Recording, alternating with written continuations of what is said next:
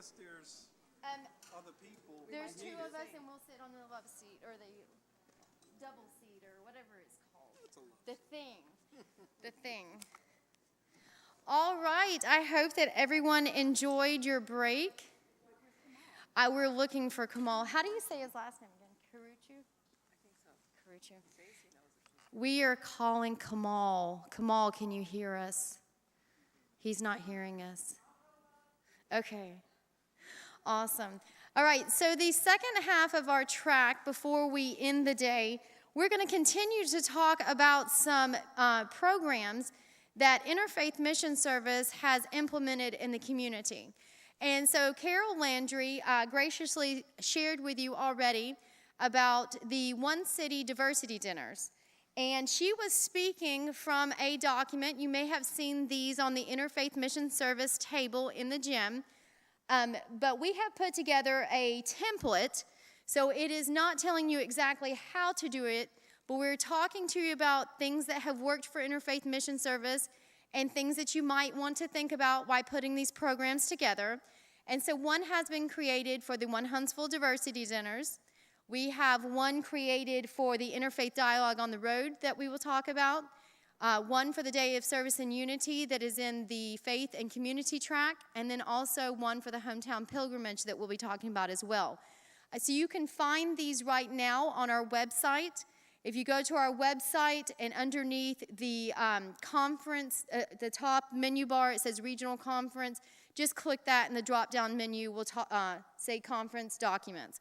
And these are there for you to look through, okay? All right, so next we are going to have Aladdin Bashir. Aladdin is from the Huntsville Islamic Center, and he is also on our membership committee chair. So please welcome me to the, welcome me. help me welcome to the stage Aladdin Bashir, and he is going to talk about our program, Countering Islamophobia through Education. This is our SITE program. Thank you, Aladdin. Thank you. I greet you with the greeting of Islam. Assalamu alaikum rahmatullah. May peace and blessing of God be upon you. This is just a regular pants bill. It's not bomb bill, so you don't have to worry about anything. The exits are open there. It's very hard to squeeze important topic like such in 10 minutes, but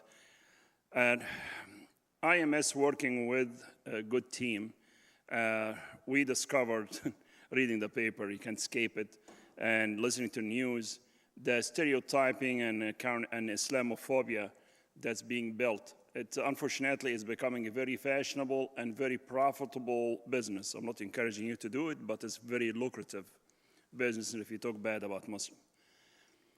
Islam is the most misunderstood religion around the world, and I'm not a preacher. I'm not asking anybody to convert. I'm an engineer. I'm standing here, just I can't stand here without acknowledging Rabbi Jeff, my dear friend Rabbi Jeff, may God bless his soul, and my dear friend Frank, who can be with us today here. But these people, and Chuck and alike, are the one who brought us to where we are here today.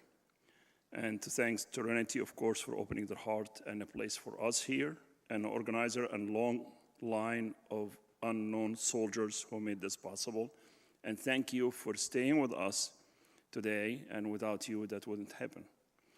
I'm a servant, so if you need more information, you call IMS and get me. I'll be glad to talk to 1, 2, 5, 50, 500. I'll be glad to share and learn from you all. 20% of the world population are Muslim. 20% are Muslim. If you take a dart, just a dart, and you hit the word map, you're going to hit a place that has a Muslim. Statistically, with 20% of the world population are Muslim, you have a better chance of winning the lotto, getting hit by lightning, God forbid, than getting hurt by a Muslim. But as Aladdin Bashir, when I sit at night in my bed watching the news, and I shut down a little bit, forget what I know, and just listen as an American. A regular American who doesn't know background, like majority of us, because we're so busy. and I see the word breaking news. And it's funny, all of them are breaking. I don't know what's new. So, breaking news, ISIS, they Islamic State, the Khalifa, and they're taking over Iraq, Syria, and they're going to open the borders, and they're showing them doing, spinning in the desert with our tanks that we love there. And they are Muslim. They are going to take over the world, and the rest is history. Tony Blair from England said it beautifully. He said, before we talk about ISIS, let's talk about poverty and occupations. And I'm not making excuses for anybody.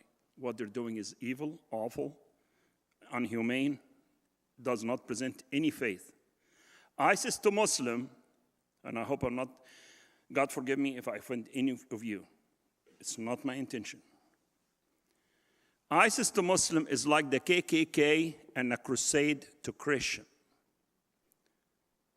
And Muslims are not whiners. So we're not going to go every day and say, well, 1 million of us were put in a train during World War I and was sent to a concentration camp by the Russian and Mussolini.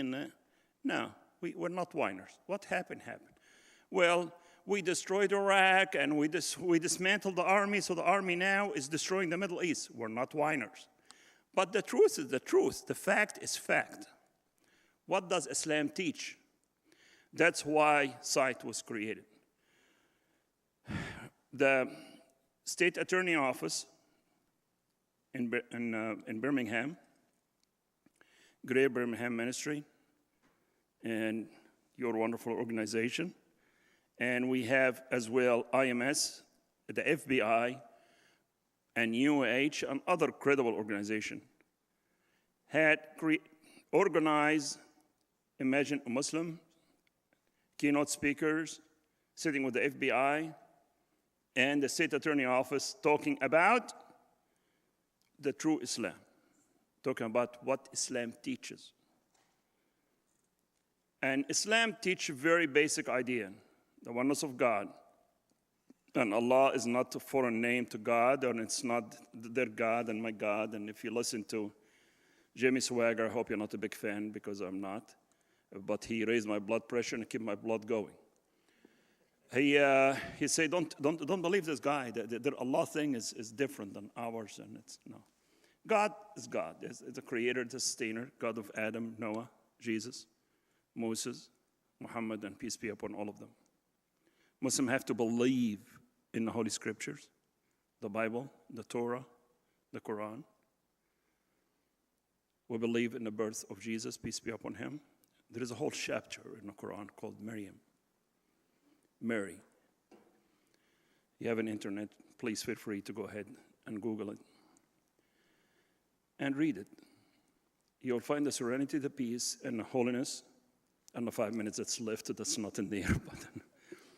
So with that, we're trying to teach, or not to preach, not to teach, but to share what Islam is.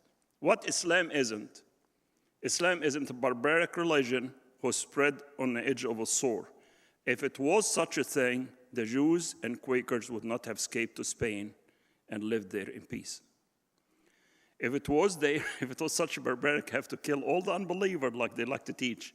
I'd like to share with you, brothers and sisters, that Muslims can marry from the people of the book, Christians and Jews. It will be a very short honeymoon if you kill them or you find them, or you wake up with your wife and tell her, honey, good morning, happy honeymoon, I have to slaughter you. That's not really a honeymoon. That's not really a faith. The difference between the faith and faithful is everybody struggle. It's every faith struggle. If you believe in the faithful, they will disappoint us 100% of the time. If you have a strong faith, that's enough for all of us. And if our faith, Muslim, Christian, or Jews, and I'm not preaching, I'm talking to myself more, I'm talking to you.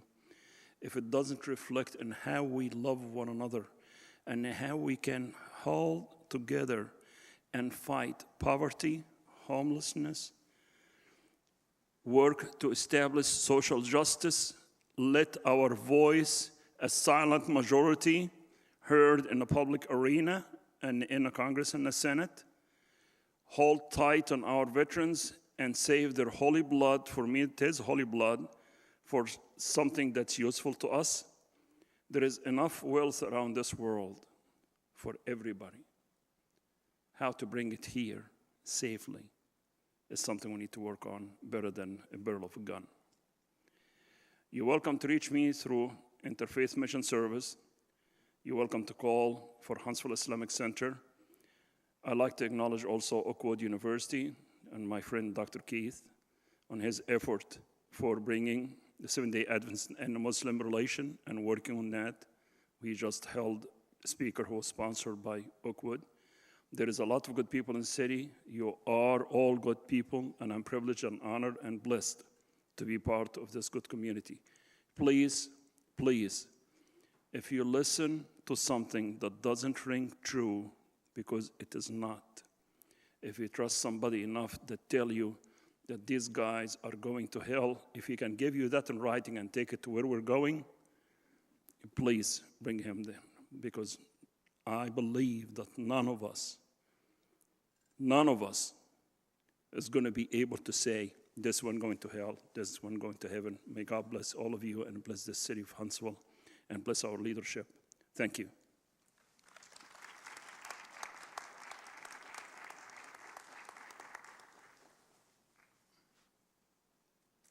Thank you so much, Mr. Bashir. Let's please give Aladdin one more round of applause. Thank you. All right, we're going to move on with our program. The next segment we have, we're going to be talking about two of Interfaith Mission Service most popular programs. We're going to be talking about Hometown Pilgrimage and the Interfaith Dialogue. And so first, Miss Jane Davis is going to be sharing with you some things that we've learned over the years during the Hometown Pilgrimage. Please help me welcome Miss Jane Davis.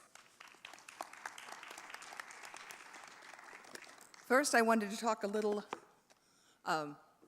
cue the pilgrimage picture, a general about pilgrimages, and then I do want you to look at this book. Jeannie Robeson has worked very hard on it, and it is the story of organizing a hometown pilgrimage. I also brought a traditional pilgrim, one I made. This is,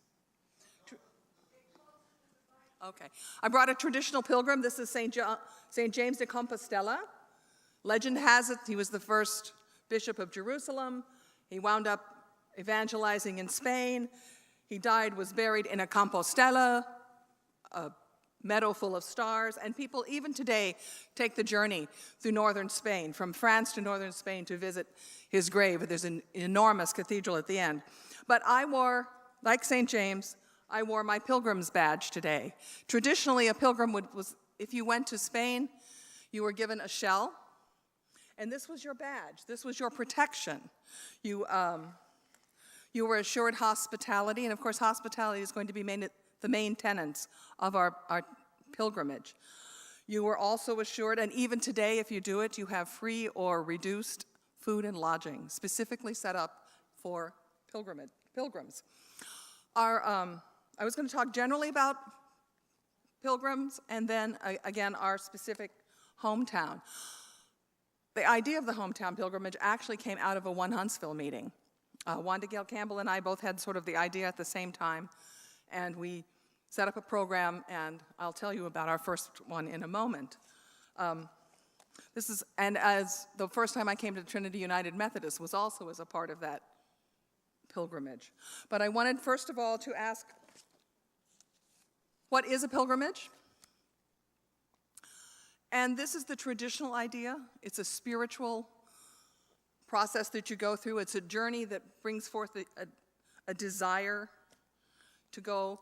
Traditionally, people would go where there's been a holy place, where a holy person lived, where there was a miracle, where a person lived or died. Or to walk in the steps of Jesus, people wanted to go to the Holy Lands and retrace his steps. When the Crusades came about for about several hundred years, people couldn't go and walk in the steps of Jesus, so that's where they came up with the idea of the Stations of the Cross, where you're walking Jesus again. Let's look at the term itself, to be a pilgrim. And you can have a change is supposed to come about. It may be a physical change, it may be a metaphysical change, but it won't necessarily be immediate. It's something changes about you as a result of going on pilgrimage. We have a quotation. It's an opportunity for the individual to find a new motivation in living a pure, holy life dedicated to God. You'll find yourself making a lot of new relationships with people. There'll be a lot of things coming out, but it's still, even if you're surrounded by people, it's still an inward journey. Why do you go on pilgrimage? To confirm a faith in God. Sometimes people are just seeking to find God. It's also as a form of penance. Sometimes people are sent on pilgrimage. Centuries ago, if somebody did something wrong, and that was part of their, in order to be assured of reconciliation, they had to go on a pilgrimage and make a vow, because they knew that this would make a change. It's Thanksgiving. Some people would go on pilgrimage for having survived the Crusades, for having survived a war. You talk to people, returning veterans today, and they've got some place they want to go. Many of them have a holy longing they want to fulfill. It's for healing. Traditionally, many places people would go to a well that would bring healing, had healing waters, or where a miracle had occurred, or it was a sacred duty. But let's look at how we go on crusade. Traditionally, it was by foot. Even today, if you're doing the great one in Compostela, you go by foot, on horseback, or bicycle. This is a very formal one, and you actually get you wear your badge, and every place you stop, you get a certificate. You get a stamp, an actual pilgrim passport. And at the end of the journey, when you've completed that, you have a certificate that says you have been, truly have been along the sacred way. But today, people might go by car or bus. We have one set up in our, that you can find down online. It's about a 2-hour bus ride that takes you to places here in Huntsville. You can just pick out a place and read the description and decide you want to do that one day, or you can have an organized pilgrimage, and we'll be talking about that. But always you have to have your heart open to a change. So let's look at hometown pilgrimages. We've had several different ways. There's a lot of different ways of doing it. You want to answer questions, you want to find out something specific about a place. We focus sometimes on a tradition or a celebration. Several times, a lot of different churches do the pet blessing, and we thought that would be a fun thing. People bring their pets to have them blessed. Diwali, they just had that at the Huntsville, at the North Alabama Hindu Cultural Center, and they invited us to come and participate. When you ask people to participate in the pilgrimage, they do it, again, it's at their own comfort level. If they don't feel like taking off their shoes and sitting on the floor, that's fine. They can stand, or there's chairs provided. And everyone is going to be very welcoming, and they want you to feel comfortable. Ramadan, they're always very, very generous at the Huntsville Islamic Center in inviting, welcoming people to break fast with them during Ramadan. Our first idea, as I said, the very first hometown pilgrimage we ever came up with, we'd had 10 different weeks. We picked a time in January through February when there weren't a lot of holidays. It was exhausting to go from one place to another. We had a candle with 2 shells. This, again, the shell's the symbol of pilgrimage. And we had it blessed at our beginning point, which was the Center for Conscious Living. And the idea was that those candles would burn all week with praying for everyone's, a unity of peoples. And then somebody from that congregation brought it to the next station each day, and it went all the way on. First time I came here, Aladdin had brought it from the Huntsville Islamic Center. He came to my church, which is St. John the Baptist. Catholic Church in Madison, and then I brought the candle here to Trinity. So for 10 days, for 10 different weeks, we went through it. In the time we've been through, of course, to the Catholic, to Episcopal, Progressive Union, Baptist, Buddhist, Quakers, Baha'is, and all of it is to bring about a change in you. Let's just look quickly for the hometown. Again, we've got places where they intersect with history. That's especially emphasized on the second one, this 2-hour one. Like St. Joseph Catholic Community, it was the first place in North Alabama where the school was integrated, but it was integrated white children going to a black school. There's a historic marker there. So go down and pull off on Beasley Avenue and go read our note. St. Bartlett's, it was burned down. It used to be under what's today Huntsville Hospital. President Grant gave money to rebuild it. It's a wonderful story. St. Bartley was a very saintly pastor. Oakwood University, there again, it's another place that's got a lot of meaning to us. So let's just go through quickly. I just have some pictures. This is I'm not going to read this slide, but this is what you're going to be doing. But hospitality, when you're setting up your pilgrimage, you set up your steering committee, you decide where you want to go. We've done it several ways. We've done it meeting and having hospitality after each place. They knew well ahead we were coming. We gave each pilgrim a shell. You could sit with the congregation or wherever you felt comfortable. We've also done them where we would meet we met at Calhoun, like on Wednesday night or Thursday night, and someone gave a general overview of the particular faith tradition. Then we attended the service that weekend, whatever day it was, Thursday, Friday, or Saturday, or Sunday. And then after that, you had more specific questions. Why did you do this? What did this mean? But in general, it's just letting you know, you will be expected to take off your shoes. These people don't serve coffee, just sort of general knowledge. Next, please. And this is the people that go, whoever wants to go, whoever's a seeker. Go on, please. I just have pictures. These are just some of pilgrimage sites. You can just go through these quickly. I just want people to get an idea of pilgrims throughout the world.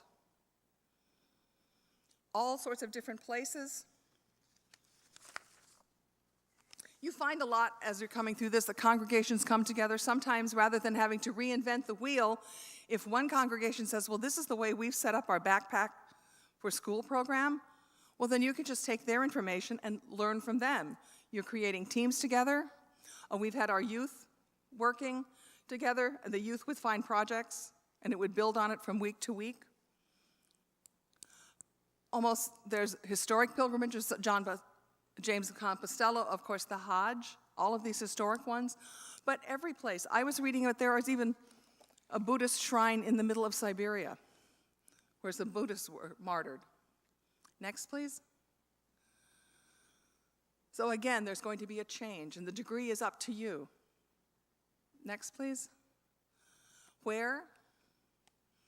This is just a series of slides again. You can go through quickly.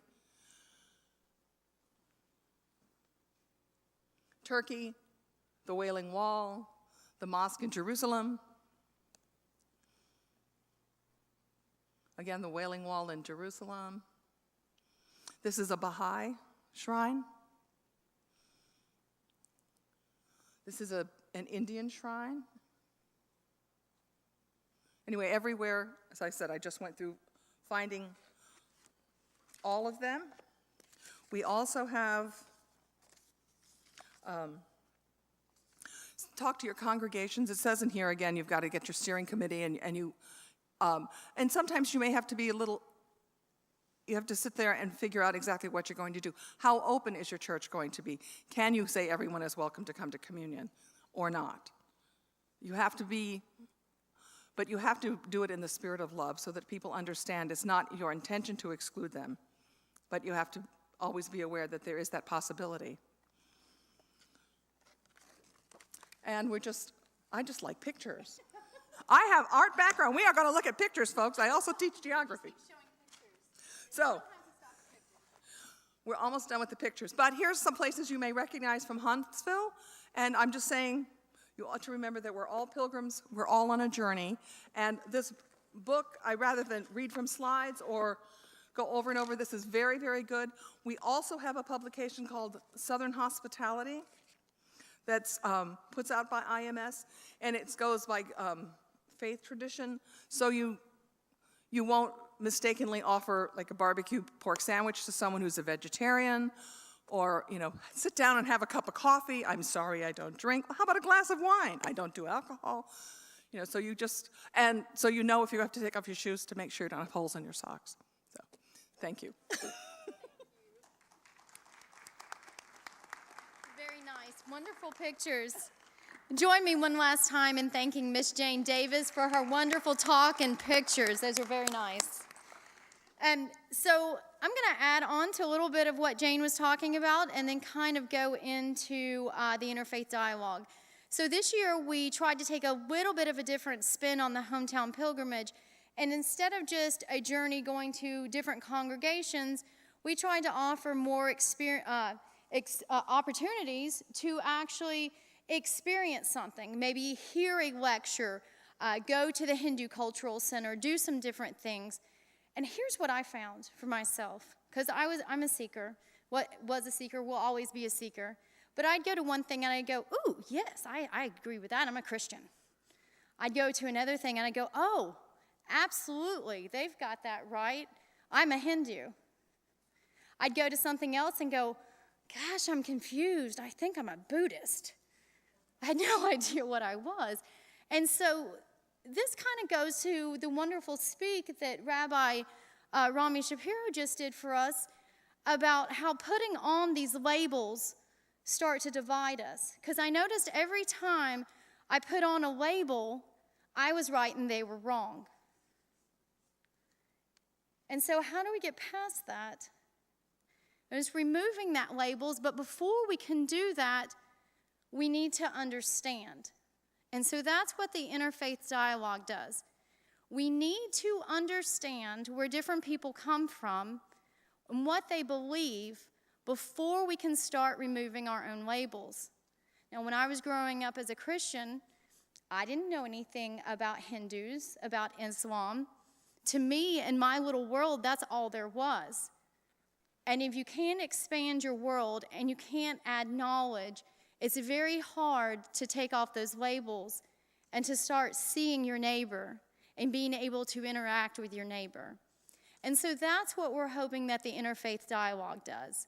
Now, one of our wonderful members, Frank Broyles, started this interfaith dialogue back in the 1980s.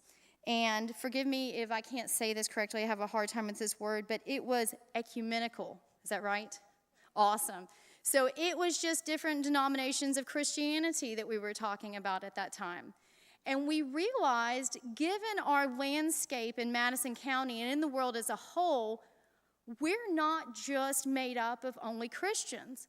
So if we're only having a dialogue about only Christians, we're leaving a lot of people out and not understanding them. So our interfaith dialogue moved from an ecumenical dialogue to adding in different faith traditions such as Baha'i and Hindu and Islam and Judaism, and to start to understand our landscape. So I recommend you all download these documents on the website, but what we do have here is we have some information that came out, I think this is from 2010.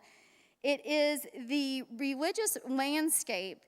And we can see here that, yes, Christianity is the majority at 31%, and we have Muslims at 23%. But a new thing that we're starting to realize, and something we need to start to understand, is the unaffiliated.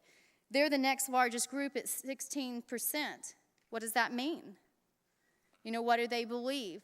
Is it that they're atheist? No. They're just not affiliated. Some of them are atheists, some of them are agnostic, some of them are just seekers, and some of them are just not associated with a congregation.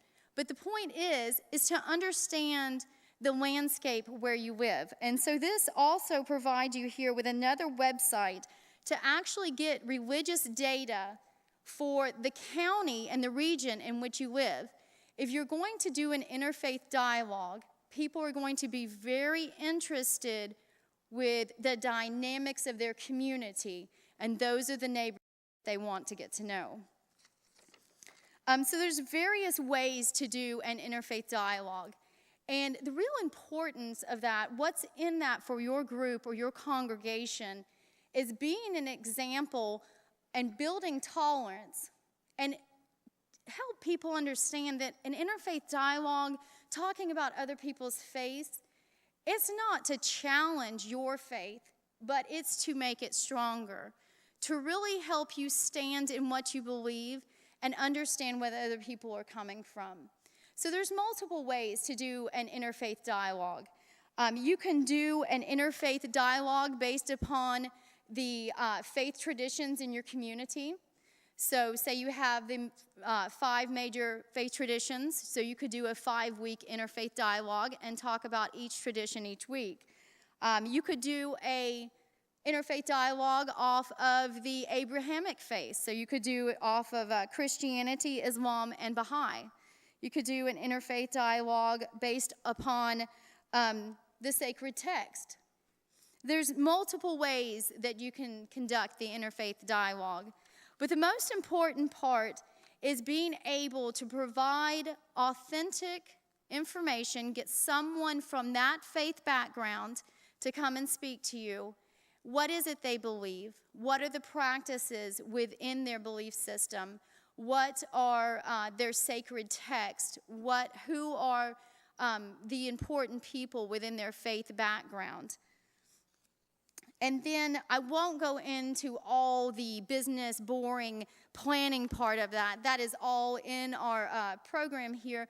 But we talk about what committees you might want to think about putting together.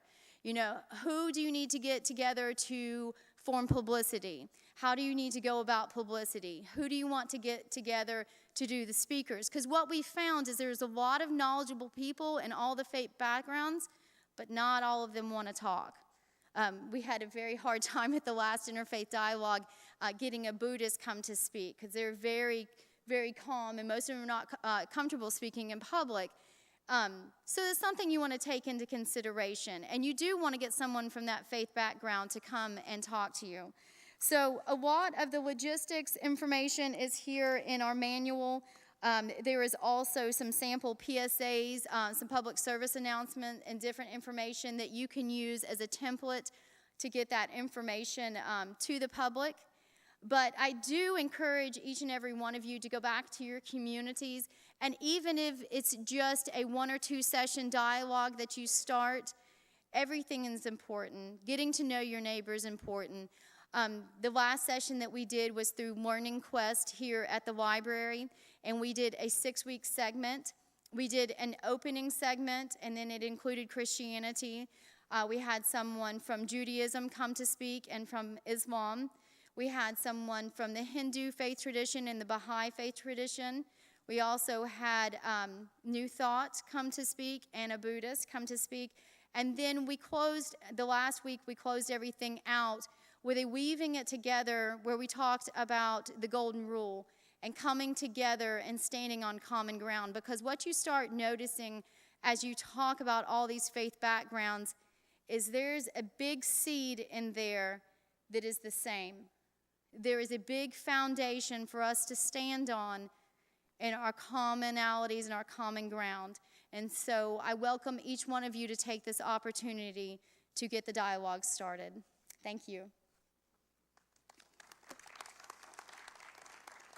All right, thank you so much. We are going to end our track on faith and culture, and I promised him that I would say his name correctly, and so I apologize if I do not. But we have a wonderful guest with us today, Kamal Karuchu. Okay, he's from the Atlantic Institute, and he is going to talk to us today about the interfaith dialogue that they do with the Atlantic Institute. So I think, Kamal, did you speak this morning? Is that right? Okay. So he was born in Turkey, and he came to the United States as a teenager, received a BS in computer science from Georgia State University, and started a software development company where he still serves as the president. He has served on the board of several nonprofits in Georgia, including the Istanbul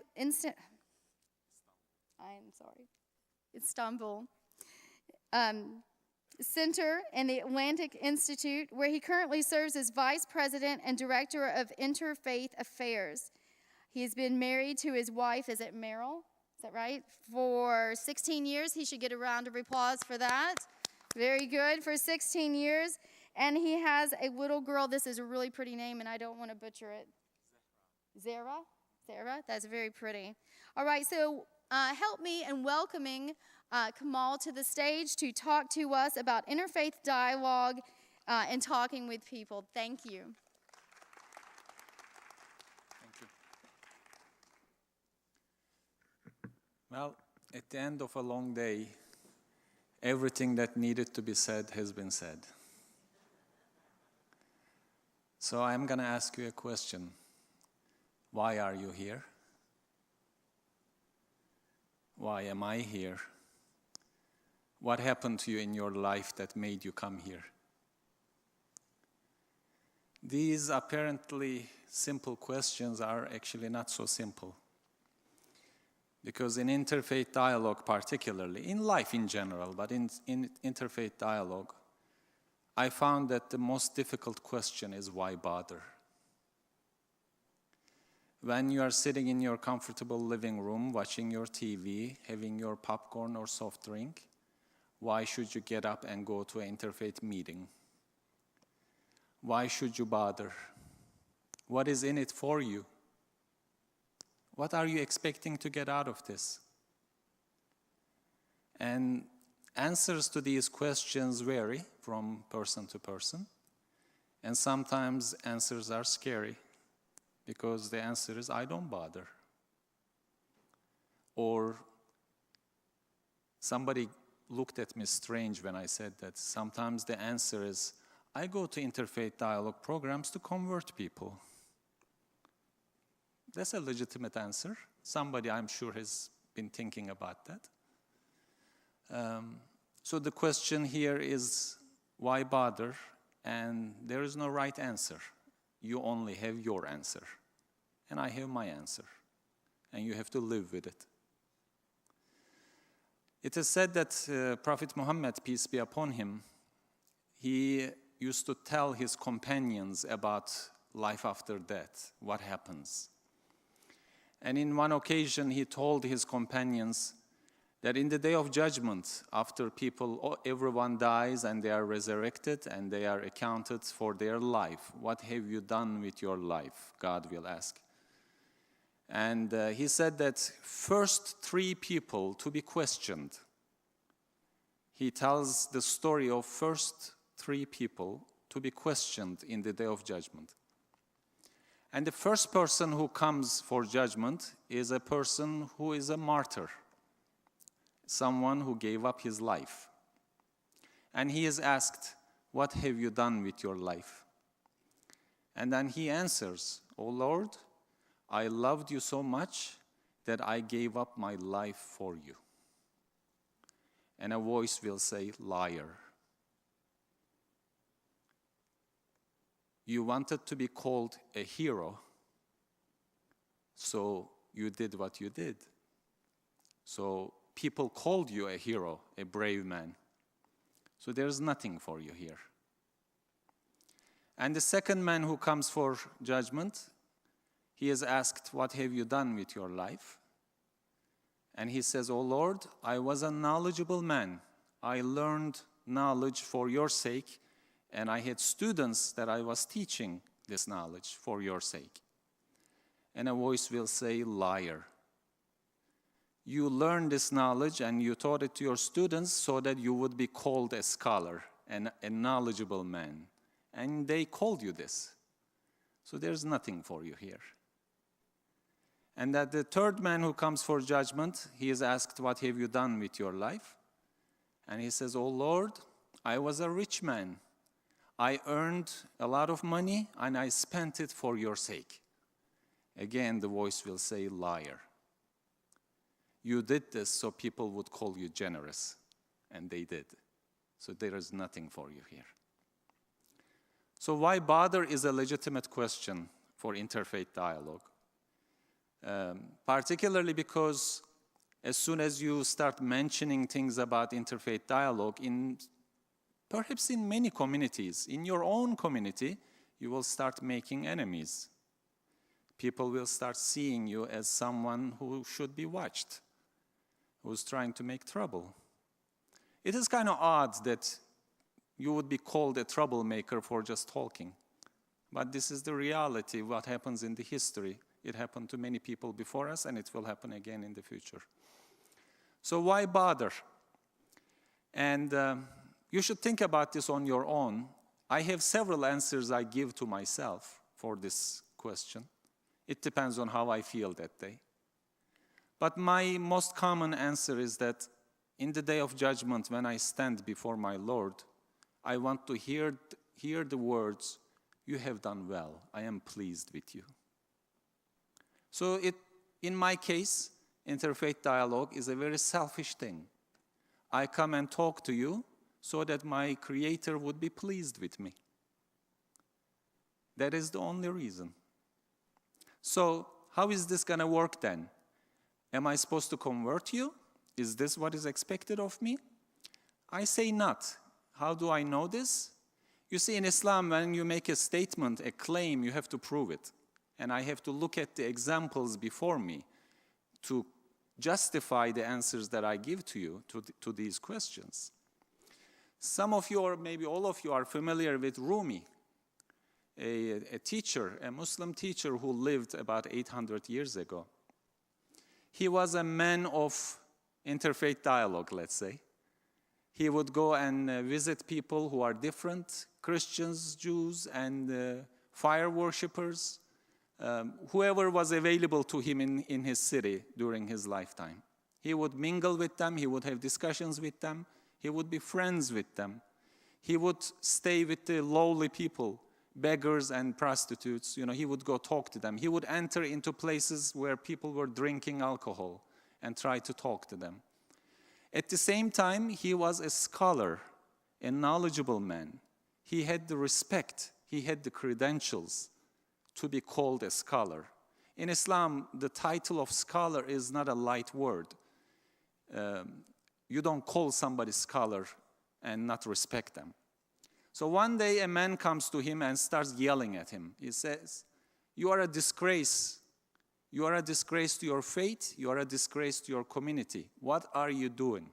Why are you mingling with these infidels, let's say, or these lowly people? Why are you friends with them? You are a disgrace to your position as a scholar. Why do you open your arms to them?" And Rumi listens to him silently, and perhaps he was smiling at the time, I don't know. And he says, "Are you finished?" His man says, "Yes, I am finished." And then he says, "My arms are open to you too." Sometimes we preach to the choir. We find the people that we agree with, and they would agree with us, and we try to have a conversation, and we feel so good about it. The difficulty is to have a conversation with somebody who disagrees with you. I want to sit around a table and talk with people who think I am going to hell and I need saving. I want those people around that table. I want to be able to talk to them because experience matters.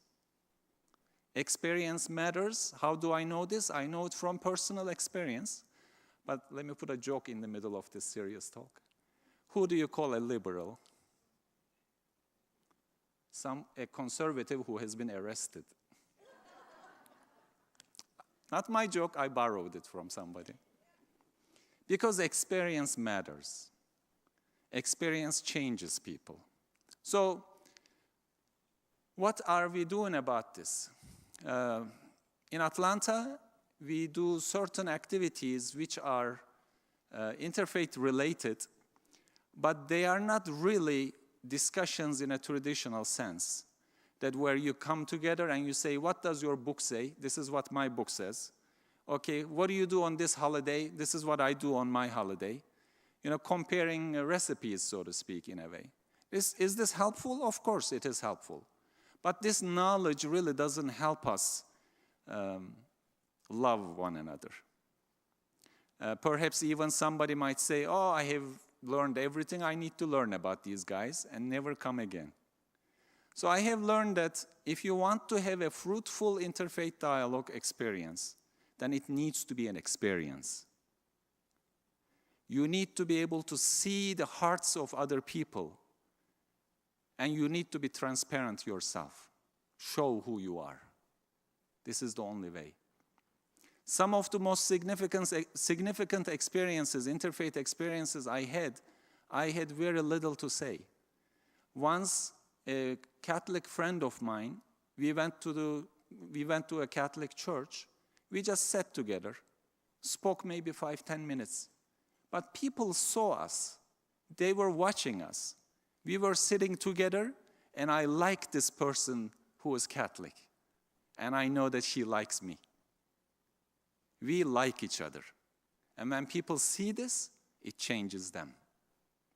So, if you want to have a good interfaith dialogue experience, then have an experience. And this is really not that easy, actually. It is easy, but it is not easy. One of my most beautiful moments I shared with you in the morning, that a 70-something years old man, Ben Johnson, a retired professor of evangelism, and he's a professor of church growth. We are having a conversation, and I ask him, why do you think interfaith dialogue doesn't bear any fruits between Muslims and Christians when we talk and nothing comes out of it, nothing good comes out of it? We just talk. He sits there and thinks for a moment, and he says, because we don't focus on God. We focus on everything else. Well, if we are the believers and we say we love God, then let's focus on Him. Don't look at me. Don't look at my shortcomings. Don't look at my voice that puts you to sleep. Focus on the one that I love. And then I will focus on the one that you love. Show me why you love the God that you love. And then I will love too. And so this man, he says, because we don't focus on God. And I have known him at that moment for 5 minutes. I just met him, 5 minutes. And I have loved that man for that answer. Because he was talking about my love. So get together and talk about the beloved. Don't talk about yourself. Don't talk about your holidays. Don't talk about your families. Have a conversation about the one you love. And show the other person why you love the one you love. And then you'll have an interfaith experience. And experience matters. And experience changes people. I have been part of interfaith activities maybe for the last 10 years or so. And I can admit that I'm not the man I used to be. My corners are a little bit more filed. I'm not as sharp as I used to be. But that's okay. And I can honestly say that there are people that I love, and they are not Muslim. So show me your heart, and try to see mine, and then see what magic happens. Because, let me finish this with a story or a poem from Rumi. He explains things so beautifully in such a simple way. His poem is very long, but I'm just going to give you the top few lines of it.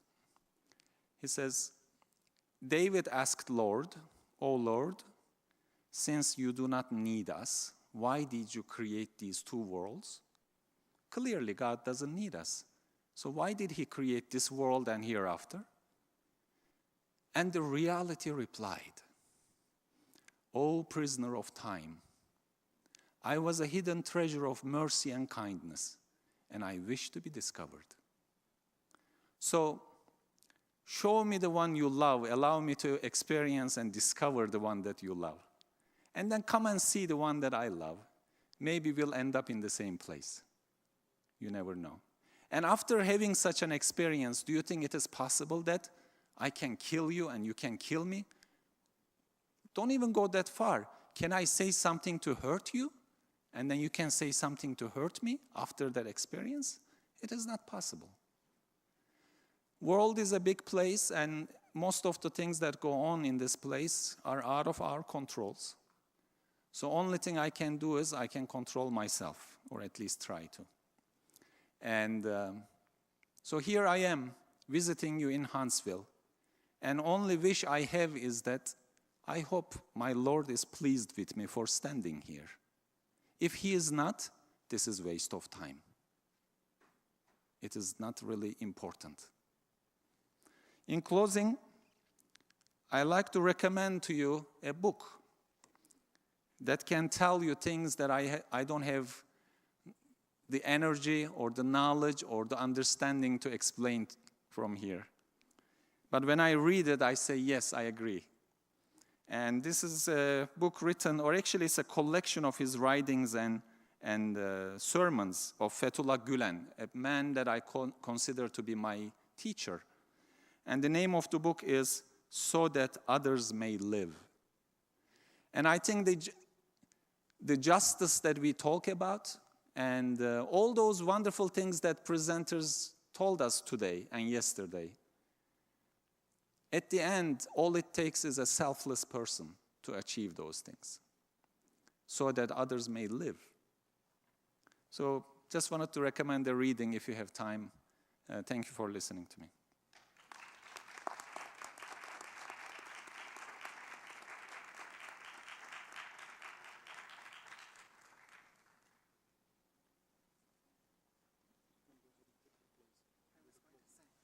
Rihanna is running up here, but I think we should all give her a hand. She came in at the last minute. She didn't expect to have to be moderator today, and she did a wonderful job.